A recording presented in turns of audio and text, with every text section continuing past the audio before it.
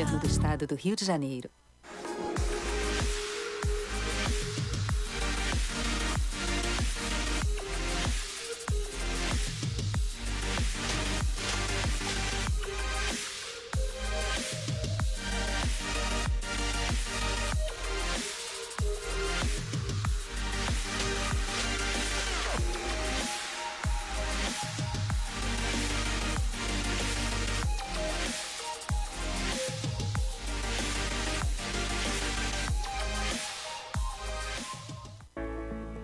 A Móveis Pedro II, que você já conhece e confia, agora está com uma loja mais ampla para você.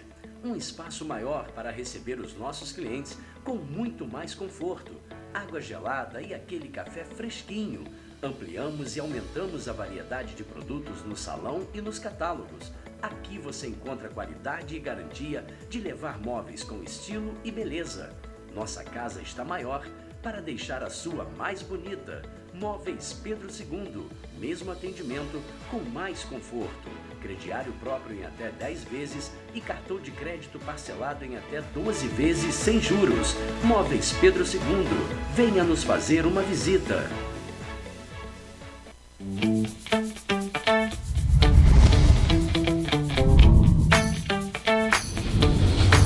TVC, a TV do Correio da Manhã.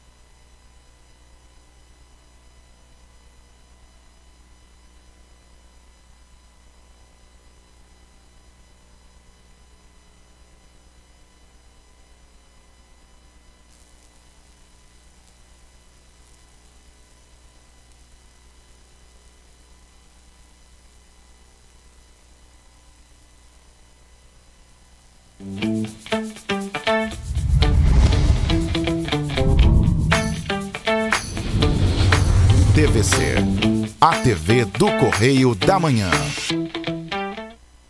Direto dos estúdios da TV Correio da Manhã em Petrópolis, começa agora o Correio Petropolitano Debate desta segunda-feira, dia 23 de janeiro. Hoje daremos destaque mais uma vez à ciência e à vacinação. Uma pesquisa realizada pela Fundação Oswaldo Cruz apontou que os índices de confiança na ciência e na vacina caíram no Brasil. Nós vamos entrevistar Yuri Castelfranchi, um dos coordenadores da pesquisa. E a Prefeitura de Petrópolis divulga nesta segunda-feira o resultado da pré-matrícula da rede municipal. A matrícula deve ser feita na própria unidade das escolas nos dias 1, 2 e 3 de fevereiro. Além disso, vai ser divulgado a partir de hoje o cronograma de vacinação em Nova Friburgo, que foi retomada após a chegada de novas vacinas. E a taxa de desocupação recuou no mês de novembro. E vamos trazer a analista do IBGE, Adriana Berengui, para falar sobre o tema. E o Procon RJ fará a partir desta segunda-feira um mutirão de renegociação de dívidas para pessoas jurídicas. A ação se estende até o dia 27 deste mês. Notícia, informação, com análise na busca pela ciência e da vacinação. Eu sou Richard Stoltzenburg e esse é o Correio Petropolitano Debate.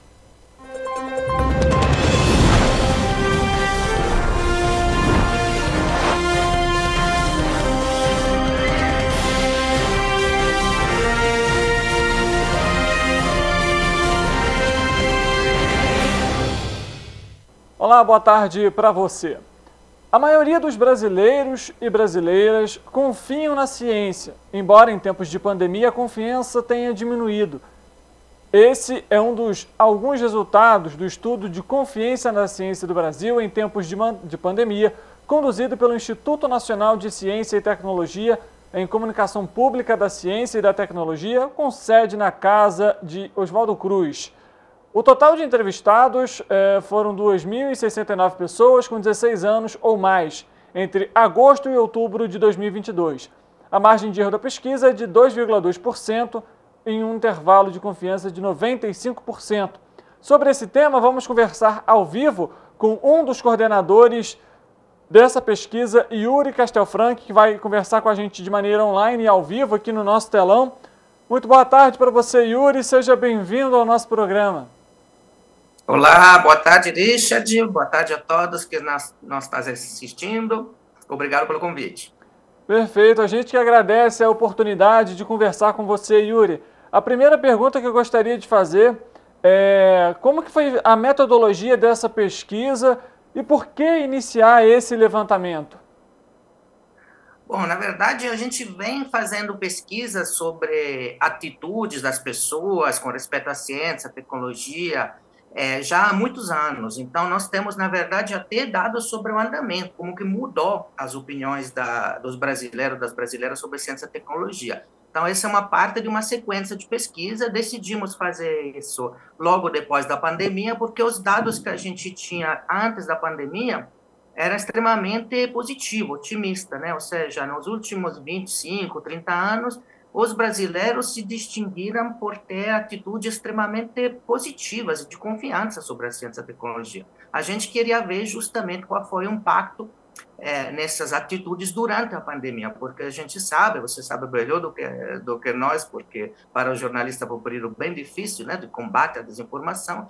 A gente sabe que durante a pandemia circularam ondas de desinformação muito, digamos, bem articuladas para abalar a confiança nas vacinas, né, em outros temas também de saúde, de meio ambiente, de ciência e tecnologia, e a gente, de fato, detectou isso, que teve um impacto, sim, que os brasileiros ainda são, em geral, em média, um povo, uma cultura de grande apoio, de grande até entusiasmo com respeito à ciência e tecnologia, e no específico de vacina, de apoio às vacinas, né, de perceber a importância das vacinas, mas sim a desinformação teve um impacto, ou seja, muitas pessoas ficaram perdidas, confusas, né, ao receber supostas notícias, mas que não era notícia, né, era mentira, assustadora, né, sobre os supostos efeitos da vacina, ou conspirações, etc. Claramente. Yuri, eu queria fazer a seguinte pergunta. Então, qual foi o público nesse levantamento que foi analisado, que foi feito, que de alguma forma tem esse índice de confiabilidade menor em relação às vacinas e à ciência? Olha, a questão interessante que a gente detectou, isso é bem importante ressaltar, é que as pessoas que deixaram de confiar na vacina ou que não acreditam, por exemplo, na importância, na gravidade da mudança climática, ou que ainda declaram não confiar nos cientistas brasileiros, não pertencem a um grupo só. Porque normalmente muitas pessoas falam, devem ser pessoas que não tiveram acesso à educação, né, pessoas que não sabem como funciona a ciência. Não, as pessoas que decidiram não confiar em vacina se encontram em todos os grupos, incluindo as pessoas de alta escolaridade, por exemplo, de alta renda. O que acontece é que se dividem principalmente por regiões. Em algumas regiões do Brasil foi mais forte o impacto da desinformação. Por exemplo, na região centro-oeste e na região norte, lá teve uma queda maior da confiança. Mas não necessariamente são pessoas de baixa escolaridade. Por que isso? Porque essa desinformação foi construída, na verdade, para alcançar todos os grupos sociais e por pessoas de alta escolaridade, né, que decidiram por interesses próprios, né, econômicos, políticos, né, de tentar abalar, digamos, né, ou negar as evidências científicas. Então, você encontra pessoas que não querem vacinar seus filhos em todas as camadas sociais. É claro que, ao crescer da escolaridade, diminui um pouco a vulnerabilidade da pessoa à desinformação, ou seja, uma pessoa que tem mais informação de qualidade cai menos em notícias falsas, né, em fake news, ou pelo menos não cai nas fake news mais absurdas, mais deslavadas, né? Então tem um efeito sim da escolaridade, mas não é tão forte. O que acontece é que, dependendo dos seus valores políticos e religiosos, da região onde você mora, você pode ser mais sensível a um tipo de fake news em vez que outra. Então, pessoas com certa orientação política tendem a cair mais, por exemplo, em fake news que dizem que a mudança climática não existe, é uma farsa. Pessoas com determinadas, digamos, experiência religiosa são mais sensíveis a fake news que dizem que a vacina pode fazer mal, é perigoso e tal. Então, depende muito da trajetória de vida da pessoa, e se vocês forem reparar, muitas notícias falsas são meio que construídas com uma historinha que é feita justamente para entrar na cabeça de um tipo de pessoa em vez que outra. Por isso que elas atravessaram um pouco todos os grupos de população. Então, fazer informação é muito importante, nós precisamos ajudar essas pessoas, digamos, a não cair em notícias falsas que podem afetar a sua saúde, né? Pode ter efeito na saúde pública, coletiva, no meio ambiente grande, mas lembrando que não é só a falta de informação que está acontecendo, é uma falta de confiança. Porque o efeito principal da desinformação foi tentar abalar a confiança das pessoas nas fontes de informação, incluindo a ciência, né, as universidades e o jornalismo. Nós precisamos recuperar essa confiança. Perfeito. Yuri, um outro tema que você até comentou, achei muito interessante, é a política. E a gente sabe que tivemos aí principalmente o período mais crítico da pandemia, muito conturbado em relação a troca de ministros da saúde, a compra das vacinas. Eu pergunto o seguinte, se de alguma forma esses anos que a gente passou também impactam para essa diminuição na confiabilidade das vacinas? Sim, sem dúvida. Isso foi um problema mundial, inclusive, não só no Brasil, né? Importante é ressaltar que no Brasil foi sério o problema, mas que em outros países foi mais sério ainda. Ou seja, nós temos problemas maiores de negacionista, entre aspas, das vacinas na França, na Itália, nos Estados Unidos, ou seja, países ricos e com muitas pessoas de alta escolaridade tiveram o mesmo problema e até mais grave. Então, é importante ressaltar que os brasileiros, apesar de relativamente pouca possibilidade de conhecimento, de acesso à informação de qualidade, né, um grau ainda muito grande, né, de pessoas que não tiveram acesso ao conhecimento, apesar disso, os brasileiros, em geral, mantiveram uma confiança bastante alta. Por exemplo, a gente perguntou se as pessoas conhecem o nome de alguma instituição científica, muitíssimas pessoas mencionaram, a própria Fiocruz, o Butantan, várias universidades, e as mostram como exemplo de fontes confiáveis de informação. Ou seja, a maioria dos brasileiros dizem que sim, que nós devemos confiar nas instituições científicas, nas universidades, nos cientistas. Então, o problema foi sério, mas menos sério que outros países. Os brasileiros reagiram melhor, digamos, em média, a esse ataque da desinformação.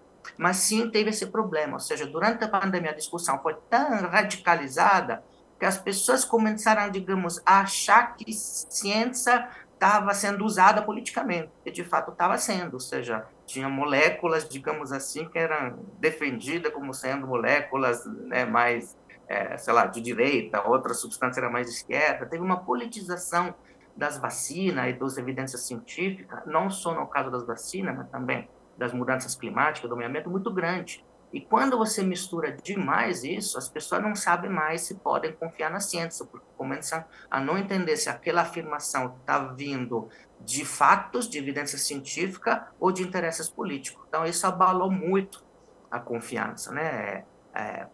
Contribuiu com esse clima de confusão, né? Que as pessoas estavam perdidas e não sabiam mais em que confiar. E quando você está perdido, aí é o humus melhor, né? É o adubo melhor para desinformação, porque quando você recebe no WhatsApp um áudio assustador que diz que na vacina tem um microchip conectado com 5G que vai controlar sua mente ou suas coordenadas, você, não sabendo em que confiar, pega a coisa mais assustadora, mais preocupante, e por estar preocupado com seus parentes, seus amigos, vai compartilhando. Então, a desinformação circula muito melhor que a informação de qualidade, porque as pessoas não têm ferramentas para saber se a fonte é confiável então compartilha mais as coisas mais assustadoras, porque se preocupam com seu futuro, com a saúde dos seus parentes. Perfeito. Yuri, eu pergunto o seguinte, então a gente viu, é uma pequena parcela da população que de alguma forma não confia na vacina.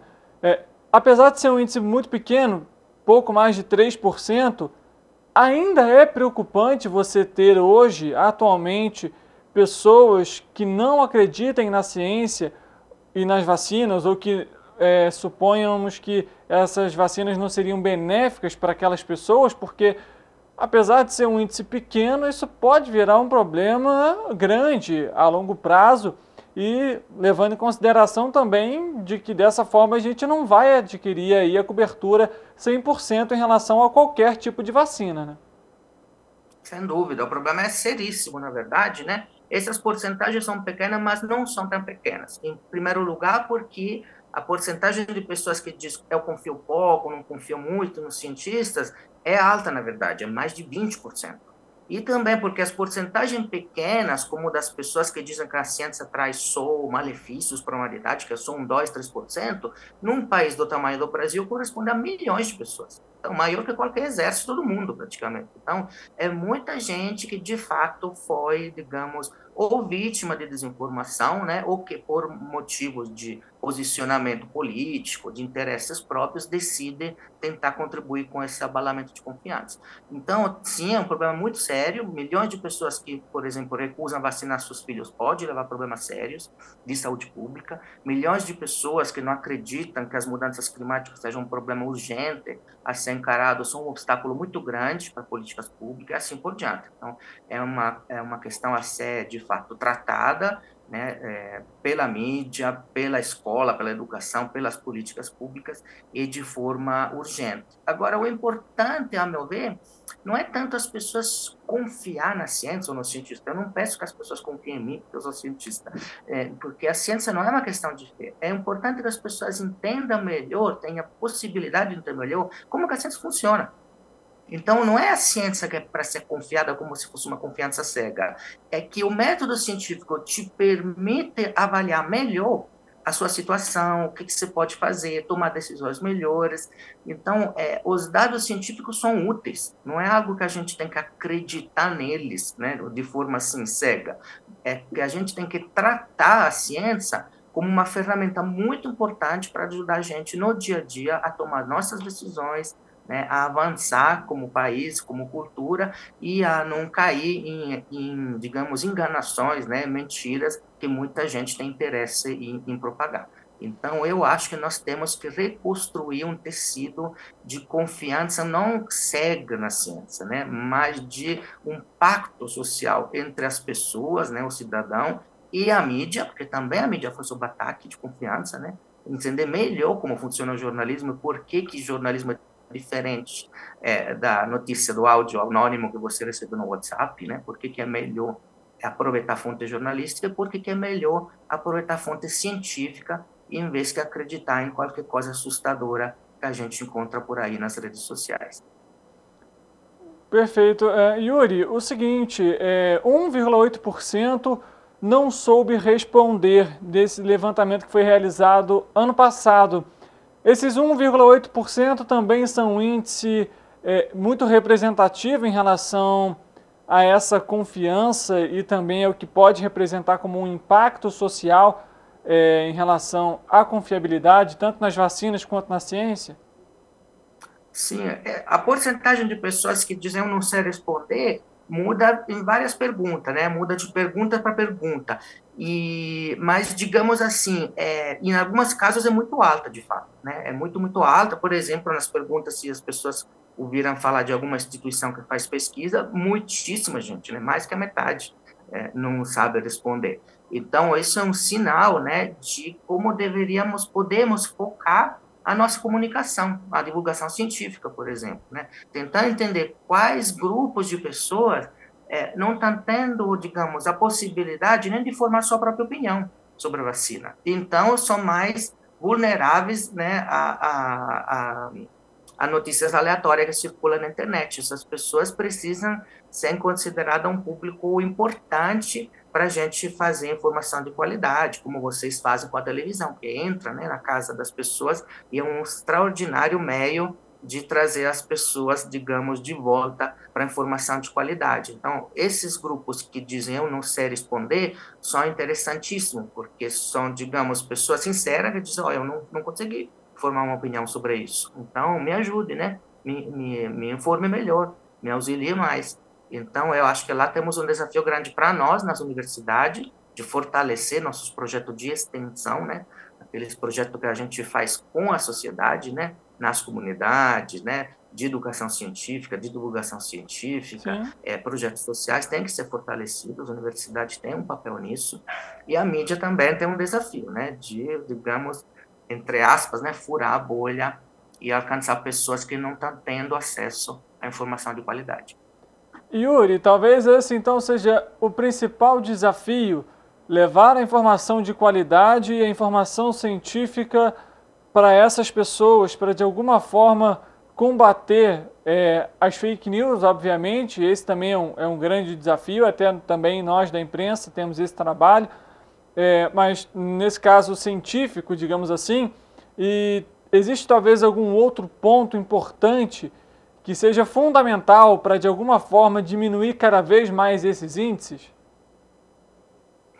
Olha, na pandemia a gente viu muitíssimos cientistas, incluindo os jovens cientistas, né, até mestrandos, doutorandos, graduandos, homens e mulheres de toda a região do Brasil, se mergulhando na divulgação científica. Foi muito emocionante de ver muitíssimos jovens tentando fazer isso, né? Tentando sair, digamos, do gabinete, do laboratório onde eles estudam a pesquisa e entrar nas redes sociais para tentar explicar o que a gente está fazendo como cientista.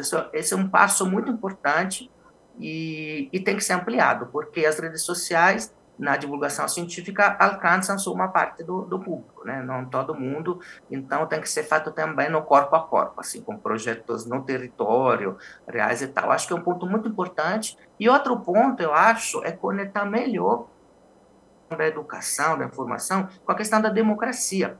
Normalmente a gente fala muito que essas fake news, essa desinformação afeta a saúde, porque a pessoa não vai se vacinando, vai adoecendo, né? Mas não é só isso. Essa falta de confiança não só gera problema para o cidadão, porque ele vai tomando decisões perigosas para si, para sua família, né, tal, mas é um problema gigantesco para a democracia, porque a democracia significa tomar decisões juntas sobre o que é melhor para todos.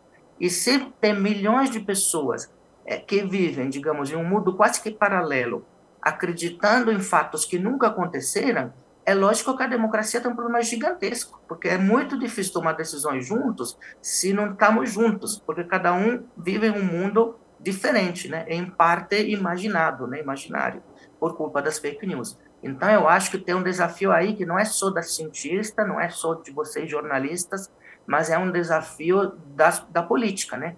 Pensar como fazer isso, né? Como voltarmos a morar no mesmo mundo. Nós podemos discordar sobre política, devemos discordar, é assim que funciona a democracia, né? A gente discute, briga, né? Diverge, mas precisamos estar no mesmo mundo, ou seja, devemos discordar a partir de fatos que são comuns, né? Se um acredita que uma coisa aconteceu e outro acredita que aquela coisa nunca aconteceu, é impossível viver juntos. Então, eu acho que o terceiro desafio, né, o do jornalismo, ou dos cientistas e das universidades, o terceiro desafio é a da política. Né, voltarmos a viver juntos no mesmo mundo, no qual podemos brigar, podemos discordar, mas sabemos quais são os fatos e quais não são fatos reais. Senão, fica realmente muito, muito problemática a vida na democracia. Yuri, a gente está aqui quase finalizando. Eu quero fazer a seguinte pergunta. Você comentou que vocês continuam com essas análises, acompanhando esses cenários. Ainda há uma previsão para esse índice de confiabilidade diminuir ou não, o efeito reverso, até com a própria troca do governo? A gente sabe que agora a ministra da Saúde, né, trazendo mais uma vez essa pauta de vacina, a primeira vez é uma mulher, era presidente da Fundação Oswaldo Cruz. Você acredita que também durante esses próximos anos possa haver aí uma diminuição no número de pessoas que de alguma forma não acreditam ou não necessariamente 100% na vacinação e na ciência? Eu estou otimista, né? Cientista nunca deve achar que tem bola de cristal para prever o futuro tão rigorosamente, né? A desinformação surpreendeu a gente, né? Então ela tem uma potência muito grande de surpreender a gente. Mas eu sim, estou otimista. Eu acho que, primeiro, o governo voltou, digamos, a comunicar com os próprios jornalistas. Então o fluxo de comunicação tá mais, né, tem chance de estar mais saudável. E a ministra da Saúde é uma cientista extraordinariamente competente e tal, eu acho que tem, digamos aí, os ingredientes mínimos necessários para que a situação melhore, ou seja, para que as pessoas voltem a ter uma visão mais transparente, né, do que está acontecendo e ter mais facilidade de acesso a informações reais de qualidade. Então, eu suponho que sim, espero, né, nós vamos fazer de novo a pesquisa futuramente, mas vamos acompanhar também uma pesquisa, outra a gente faz grupos focais, encontros, discussões, entrevistas às pessoas para ver o porquê, né? Não só quantas pessoas confiam ou não confiam, mas por quê, com base em quê. E eu espero que já nas próximas pesquisas a gente volte a ver, digamos, uma melhora, digamos, nesses índices. Não tanto, repito, porque eu sou, sei lá, torcedor das ciências e quero que todo mundo goste de ciências. Não é essa a questão. Mas para ajudar as pessoas a voltar a viver nesse mesmo mundo, onde os fatos são fatos, né? E as opiniões nos permitem discutir sobre o que é melhor fazer. Elas são diferentes, mas conseguimos tomar decisões a partir de coisas reais e não imaginárias. Temos sim elementos de que isso vai melhorando, espero que sim. Perfeito. Yuri, muito obrigado pela sua presença, por compartilhar aqui um pouco do seu ponto de vista e um pouco também sobre essa pesquisa que foi realizada. Eu que agradeço a atenção de todas e todos. Uma boa tarde para vocês. Uma boa tarde para você que nos acompanha. Yuri Castelfranchi, professor, sociólogo da Universidade Federal de Minas Gerais e também um dos coordenadores da pesquisa que a gente acabou de abordar aqui e apresentar para você um pouco desse cenário. E, como o Yuri comentou, a gente também fica aqui otimista para que esse ano de 2023 e os próximos anos esses índices possam cair, não só porque é vacina, é ciência, mas pelo impacto social que isso causa na nossa vida, no nosso dia a dia e também dos nossos vizinhos, amigos, companheiros, enfim. A gente vai fazer um rápido intervalo. Antes eu lembro a você que estamos ao vivo em todas as nossas plataformas, no nosso YouTube, no nosso Facebook, no nosso site. Em todas elas você consegue rever a nossa programação e também você consegue comentar, interagir aqui com a gente. Inclusive eu estou aqui com o Facebook aberto e aguardo o retorno de vocês para a gente debater os próximos temas que vamos trazer aqui no Correio Petropolitano Debate, viu? O intervalo é rápido, coisa de 2 minutos e a gente volta já.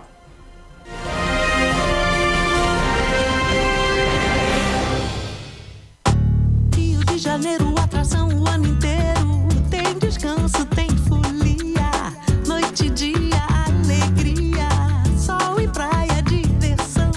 No prato ou copo, a festa, o bar, museu ou bloco. Show, cultura, história, gravado na memória e no seu coração. Rio de Janeiro, vem se apaixonar. Rio de Janeiro, vem se apaixonar. Cidades maravilhas, campo, mata, serra e trilha, em estado de emoção. Tem o Rio de Janeiro, que você já ama, e o Rio que ainda vai conquistar você. Apaixone-se pelo Rio. Rio de Janeiro, vem se apaixonar. Rio de Janeiro, vem se apaixonar.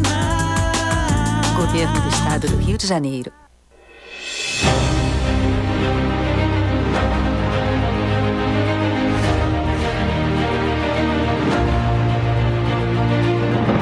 Não é jornalismo de direita, é jornalismo direito. Correio Petropolitano. Tudo que seu jornal não deveria ter deixado de ser. Todos os dias, em uma banca perto de você.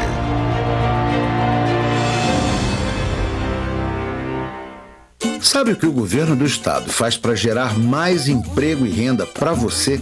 Trabalha muito para melhorar a infraestrutura, a segurança, a saúde, a educação, o transporte. Porque um lugar só é bom para trabalhar quando é bom também para quem mora nele.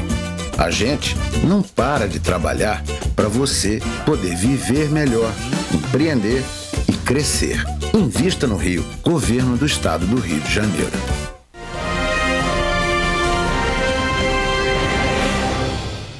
Correio Petropolitano Debate de volta. Para você que está chegando agora, muito boa tarde. Seja bem-vindo, é muito bom ter a sua presença aqui com a gente, viu? No primeiro bloco, nós fizemos a entrevista de hoje, falamos sobre a confiabilidade nas vacinas e na ciência no Brasil, trouxemos um especialista para comentar e agora a gente dá seguimento ao nosso bloco de notícias tradicional aqui também no Correio Petropolitano Debate.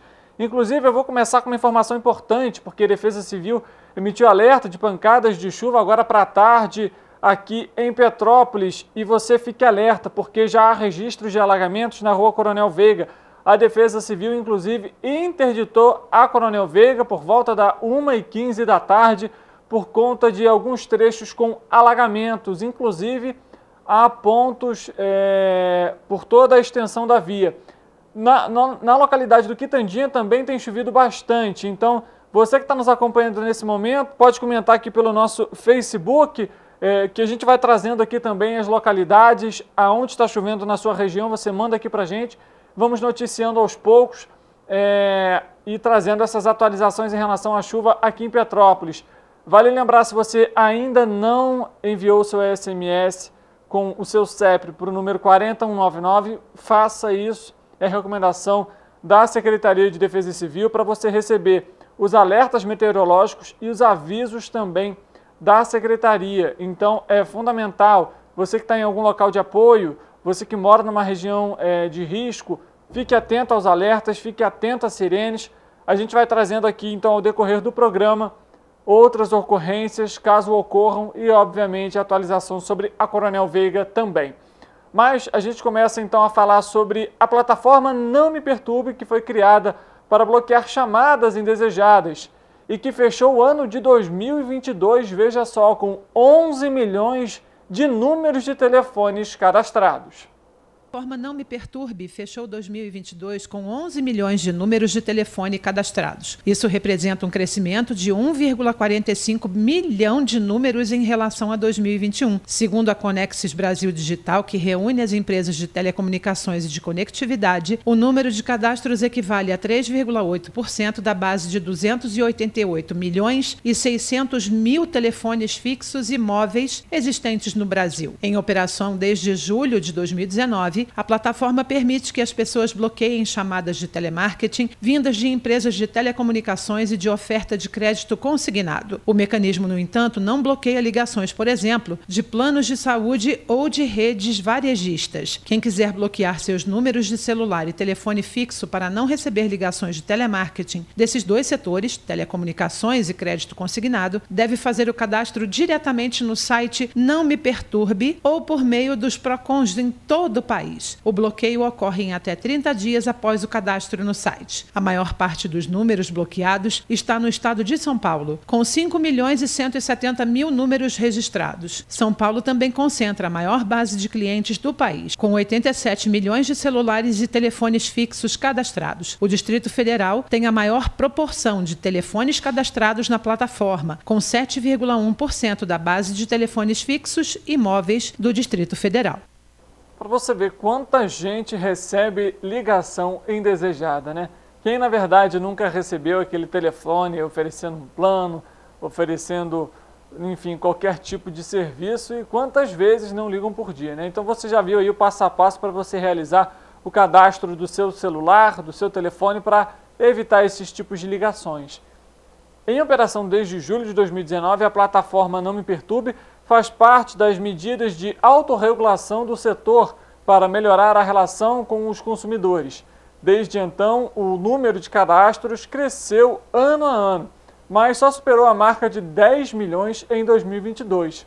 Em novembro do ano passado, segundo a Agência Nacional de Telecomunicações, a Anatel, o volume de queixas caiu 29% em relação aos meses de 2021. Vamos falar sobre oportunidade, porque o Procon RJ realiza, a partir de hoje, um mutirão inédito de renegociação de dívidas com as pessoas jurídicas, que vai se estender até o dia 27 deste mês, ou seja, até a próxima sexta-feira. Segundo ressaltou o presidente da autarquia, Cássio Coelho, essa é a primeira oportunidade de quitar dívidas no ano de 2023. A meta é facilitar a negociação de débitos pessoais jurídicos, principalmente microempreendedores individuais, ou seja, os MEIs, empresas de médio e pequeno porte e microempresas, oriundas de relações de consumo com instituições financeiras, concessionários de serviços públicos e empresas de telecomunicações. Entre as instituições bancárias que confirmaram participação até o momento estão o Banco do Brasil, Santander, o Bradesco, a Caixa e também o Itaú. E já confirmaram presenças as concessionárias de serviços públicos como Águas do Rio, Iguá, Zona Oeste+, SEDAI, Águas de Niterói, Águas do Imperador, Águas de Nova Friburgo, Águas de Juturnaíba, Águas do Paraí, Enel, Light e Naturgy, e as empresas de telecomunicações Claro, TIM, Oi e Vivo. O Procon RJ destacou que os consumidores de pessoas jurídicas que não puderem fazer a pré-inscrição online para a apresentação dos documentos, mas que enviarem representantes ao mutirão portando a documentação que comprove que pode negociar em nome da empresa, vão ser atendidas nos dias do evento, previstas para ocorrer na Avenida Presidente Vargas, número 25, no 5º andar, no horário de 10 da manhã às 4 horas da tarde. Então, você que é microempreendedor e empresário, está com alguma dívida, alguma dificuldade para fazer o pagamento, aproveite as oportunidades para você conseguir aí começar o ano de 2023 sem dívidas. E a gente, já que falou sobre dívida e tudo mais, vamos falar sobre desocupação, sobre o desemprego, porque a gente trouxe aqui no Correio Petropolitano Debate os índices de desocupação no país.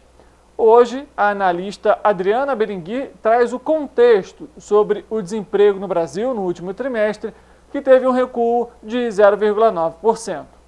A taxa de desocupação na PNAD contínua estimada para o trimestre encerrado em novembro de 2022 ficou em 8,1%, que sinaliza, portanto, uma queda tanto trimestral como em relação ao mesmo período do ano de 2021.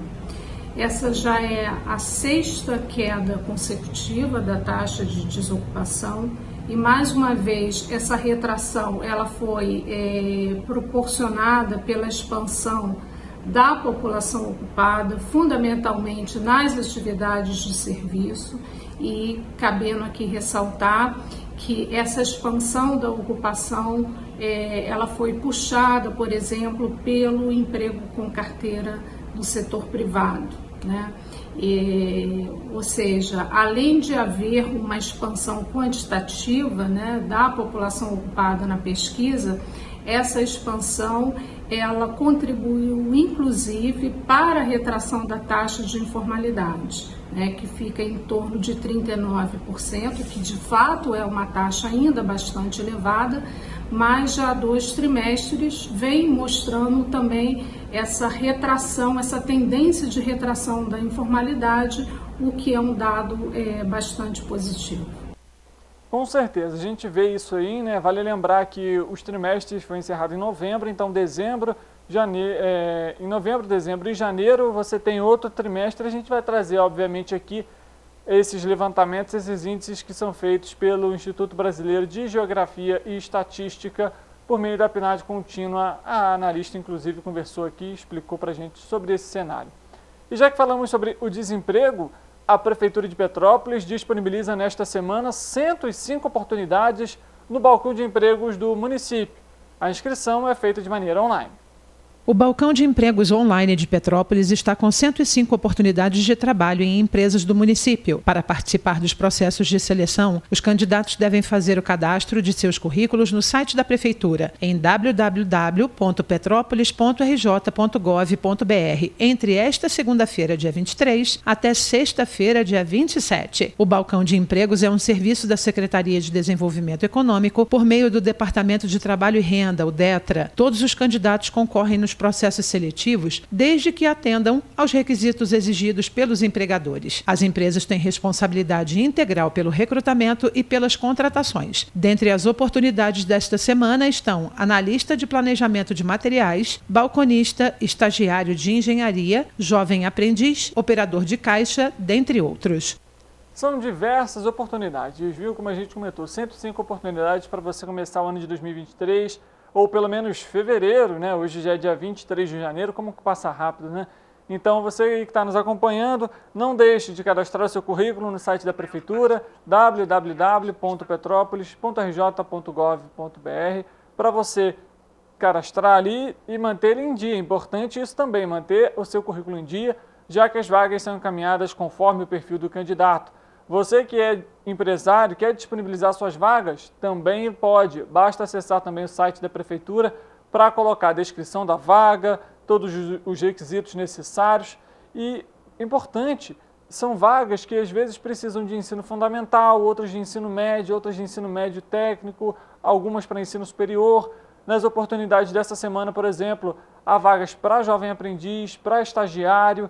Então, há vaga para todos os tipos de pessoas, para todos os perfis, em todas as áreas.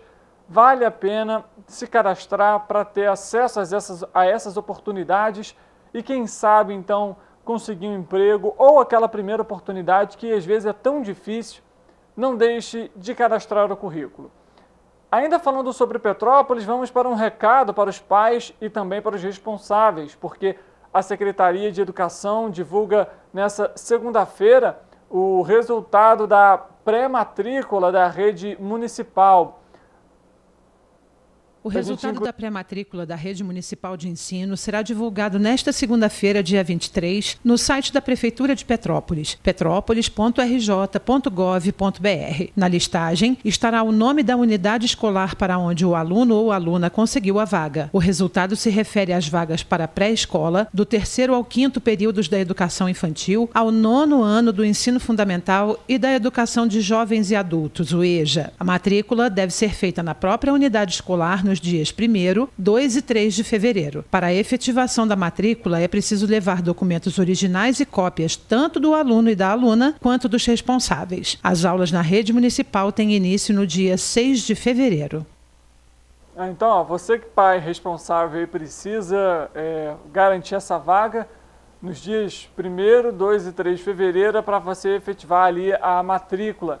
E claro, tem que ser rápido, porque as aulas já começam logo depois, dia 6 ou 7, se eu não me engano. Então tem que procurar a lista de materiais rápido para poder conseguir também fazer a compra dos materiais escolares necessários. Mas é aquilo, a gente ressaltou aqui a importância de pesquisar bastante antes de ir às compras, porque em alguns locais o preço, por exemplo, da tesoura, do lápis, da borracha, pode variar e muito. A gente conversou aqui em dezembro com o coordenador do Procon Petrópolis, Jorge Badia, que trouxe algumas orientações em relação justamente a esse tema, a compra dos materiais escolares durante esse período. E claro, se você não for ou puder esperar para comprar logo depois desse período mais agitado de material escolar, de uniforme, essa foi uma das orientações passadas pelo Jorge Badia, viu? Porque os preços caem consideravelmente e isso ajuda em muito para economizar um pouquinho no bolso. Então, deixe, se você puder, para comprar um pouquinho depois dessas 2 primeiras semanas, depois do Carnaval, pode ser uma outra opção aí para você fazer a lista completa ali do seu material escolar. Compra o básico ali, o que não vai deixar para a primeira semana, que não pode faltar para a primeira semana, e logo em seguida você compra ali os materiais, ou também chamados de, para enfeitar, aquela grafite bonita, aquela mochila que o filhão quer, aquela bolsa que a filha quer, enfim, aquela pasta, aquele caderno.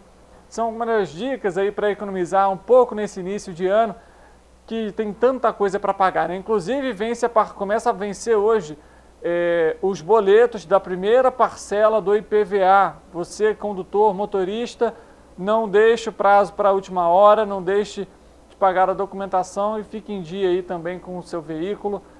É uma é um recado aqui nosso para você não ter complicações aí na hora do trânsito.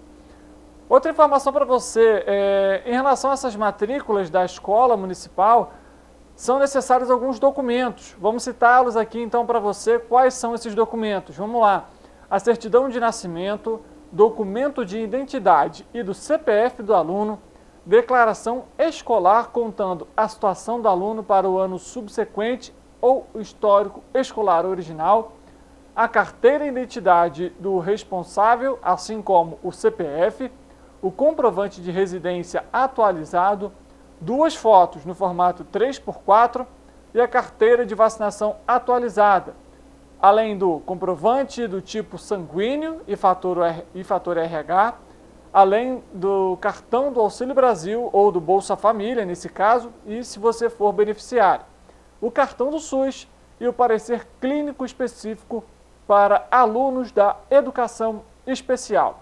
Anotou tudo certinho? Dia 1º, 2 e 3 de fevereiro para você realizar a matrícula nas unidades escolares na qual o seu aluno, o seu filho, né, o seu sobrinho, o seu neto foi indicado. A Secretaria Municipal de Saúde de Nova Friburgo retoma plenamente a vacinação contra a Covid-19 nesta segunda-feira e se estende até o dia 27 de janeiro, após a chegada de novas doses no município. No entanto, a campanha vai acontecer mediante o número de doses nos estoques. Além disso, o reforço das crianças só pode ser disponibilizado após o recebimento de novos imunizantes. As crianças a partir dos 6 meses até os 11 anos, 11 meses e 29 dias, receberão a primeira e segunda dose na quarta-feira, dia 25, nas unidades básicas de saúde do Suspiro, Olaria, Conselheiro Paulino, Cordoeira e São Geraldo. Já para os adolescentes, adultos e idosos, a imunização acontece de segunda a sexta-feira nos mesmos bairros. Para você que está em casa aí acompanhando, tem essa tela para você ver certinho ali, todos os calendários, os cronogramas ali embaixo, do lado esquerdo, inferior da sua tela. Segunda a sexta-feira, de 9 até as 18 horas, as UBS de Suspiro e Olaria é o funcionamento. De 8 da manhã até as 16 horas, as UBSs de Conselheiro Paulino, Cordoeira e São Geraldo. Lembrando ali os documentos obrigatórios para você poder se vacinar: CPF, carteirinha do SUS e também o comprovante da última vacinação, ou se você ainda não se vacinou, não recebeu a primeira dose, levar a sua carteirinha de vacinação também disponibilizado aí para você, então, em Nova Friburgo, que vai se imunizar contra a Covid-19, que precisa tomar algum reforço. Vale lembrar, como foi ressaltado logo no início da informação, essas doses, esse cronograma, ele vai seguir desde que haja vacinas em estoque. A gente sabe que esse início do ano está um pouco demorado, a chegada das vacinas, principalmente aos municípios, por conta da troca no Ministério da Saúde, questões políticas que acabam envolvendo também toda essa parte. Então, esse cronograma vai seguir conforme a disponibilidade das vacinas em Nova Friburgo. Havendo atualizações, a gente, claro, vai trazer aqui para você também no Correio Petropolitano Debate. E ainda falando sobre Nova Friburgo, a Secretaria Municipal de Ordem e Mobilidade Urbana tornou público na última sexta-feira, por meio de uma publicação no Diário Oficial do município, o chamamento público para credenciamento de interessados em exercer a atividade de comércio eventual de acessórios, alimentos e bebidas no carnaval deste ano na cidade. Então, você que quiser participar, é importante ficar atento.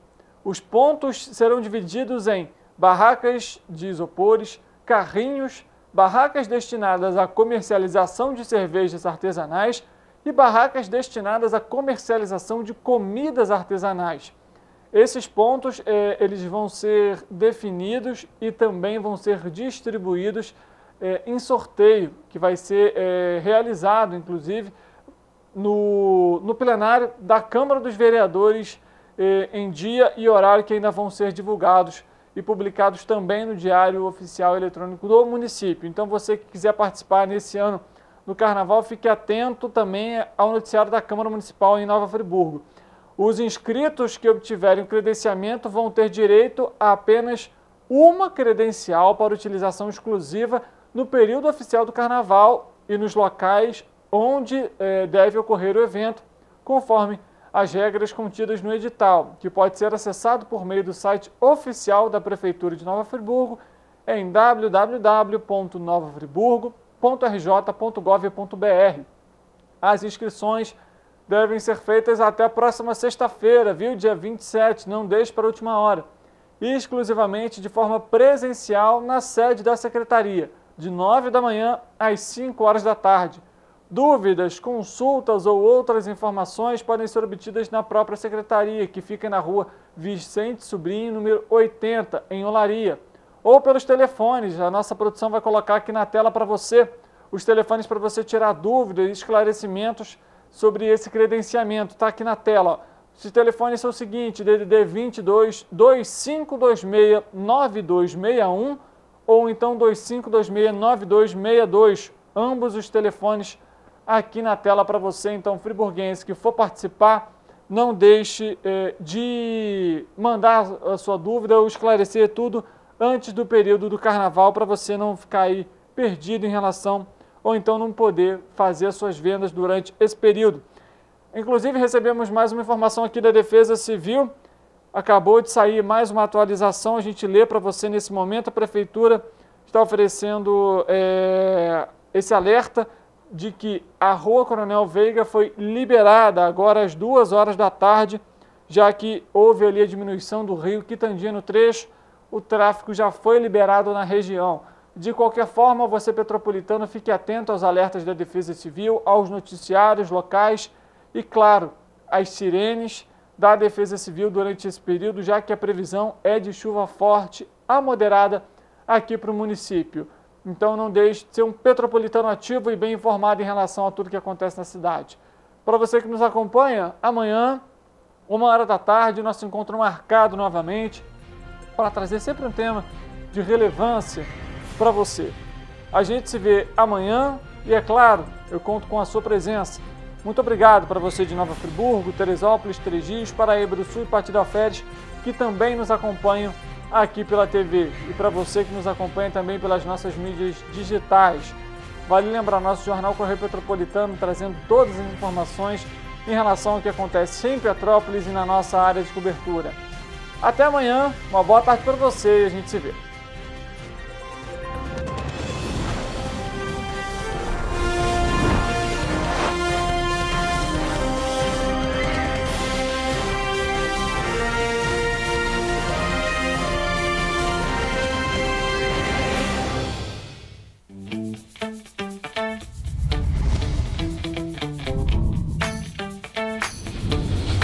TVC, a TV do Correio da Manhã.